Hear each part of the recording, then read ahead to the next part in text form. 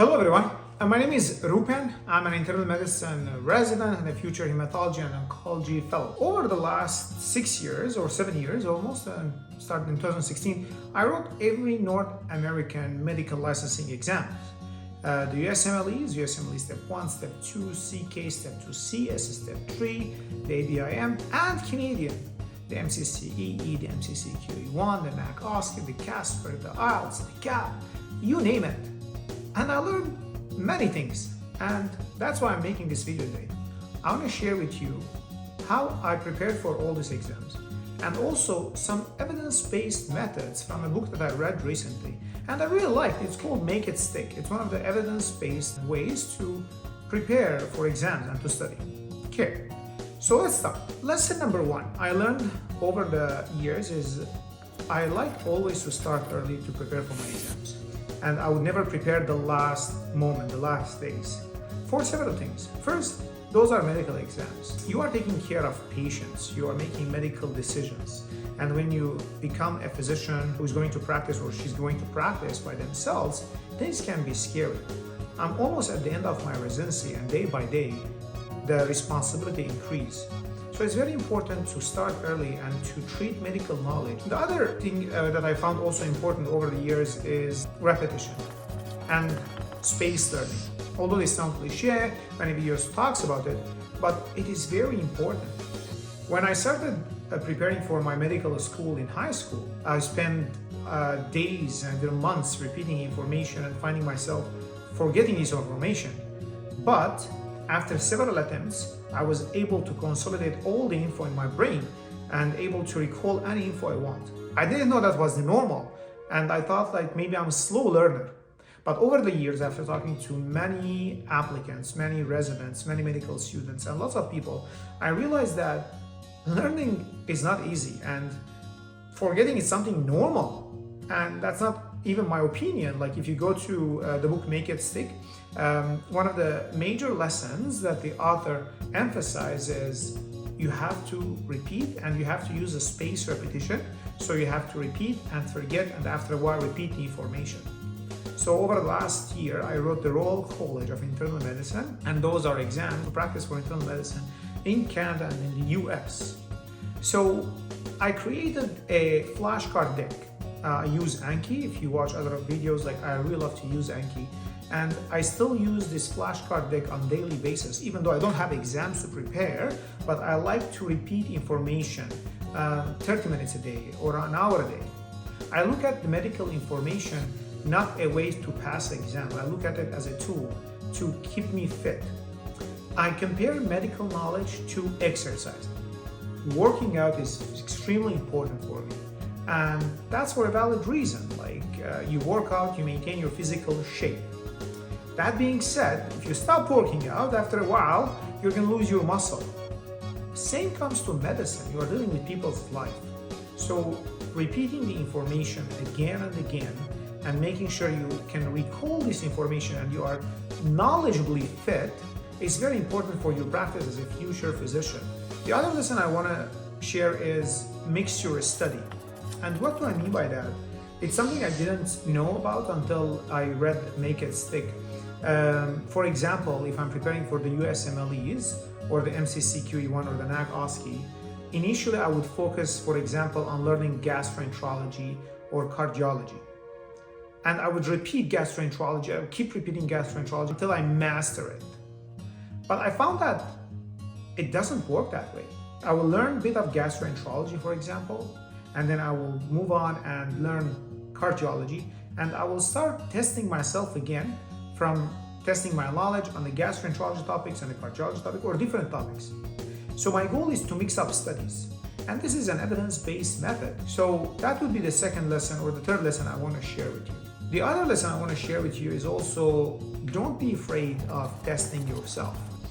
When you buy any question bank like the UWord question bank I used, by the way, this is not supported by UWord or any other question bank you want to use to prepare for your exams. It's interesting that you can use either the tutor mode or the test mode. So when you use the tutor mode, you can not test yourself, you can look at the question, read the question, and then look at the answer right away.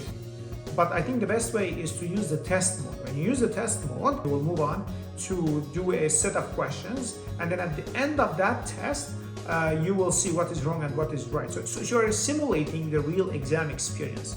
And although this might be uncomfortable, but it's very important. Taking a test, it's a skill, and you have to work on this skill. And the exam is built on blocks. So you have to finish first block, take 5-minute rest, and second block, take 5-minute rest, whether you're writing a Canadian exam or whether you're writing a US exam. Other lesson also I want to share is use different methods for learning. So I had this idea or perception that people have different ways of studying. Some people are visual learners, some people can learn by listening, but it looks like this is wrong. It's not evidence-based, and we learn through different ways. So for me, I would like to do like an active learning in the morning where I wake up, I read, I test myself, I do like Anki flashcards. And then by the end of the day, as I'm getting tired from learning, I would maybe watch a video. I remember like I spent many years watching Conrad Fisher and that was like in 2016. And I watched his lectures at the end of the day when I was tired. So I was doing passive learning where I sit down and someone tells me the information. So I was able to absorb information. Or right now also there are lots of podcasts for USMLEs you can listen to, which I also found that very useful. Another idea that I want to share is make sure to have a test day mentality. When you go to a test, you have two options. I'm going to score the highest score possible, or you go to this anxious. When I go to an exam, I go with the spirit that I did my best, I studied, and I'm going to score well. I try to decrease my anxiety by giving myself positive vibes, like being my own cheerleader. And this is very important because I noticed that in the past, there were exams that I wrote in medical school, although I was very well prepared, but despite that, I didn't score well because I was very anxious and very afraid. And I learned through experience that whenever I try to control my anxiety, relaxing before an exam, and trying to calm down, that helped me to boost my performance. It is very important to control your anxiety and also to work on your mentality. You go to a test with the mentality that I'm not going only to pass, I'm going to kick the exam's ass. That's the mentality you should go to write a test. And this is very important as well.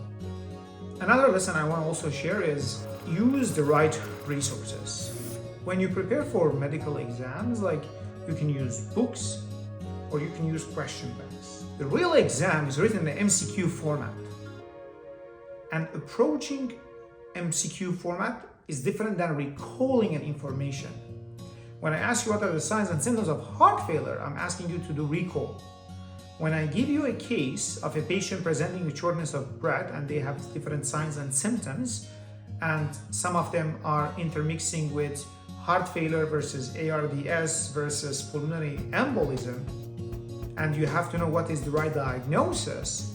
So you are developing a skill of knowing what makes each case or each disease unique and different from other diseases. And this skill only comes with solving lots of MCQs. For my step 1, I remember I did all the MBMBs, I did like the Kaplan question bank, I did the U-word. For my step 2, I did lots of questions, I did the U-word for step 2, the step 3. For my Royal College exam, I did lots of preparatory materials that we have here in Canada. For the ABIM, I used the U-word. So space repetition, and using MCQs is very important to prepare for your exams. I think those are the main lessons I want to share with you guys today. And if you have any comments, please leave them down below. Please subscribe to the channel and hit the notification button so you get notified by every time I release a new video. If you have any questions for me, I will leave my emails also down below.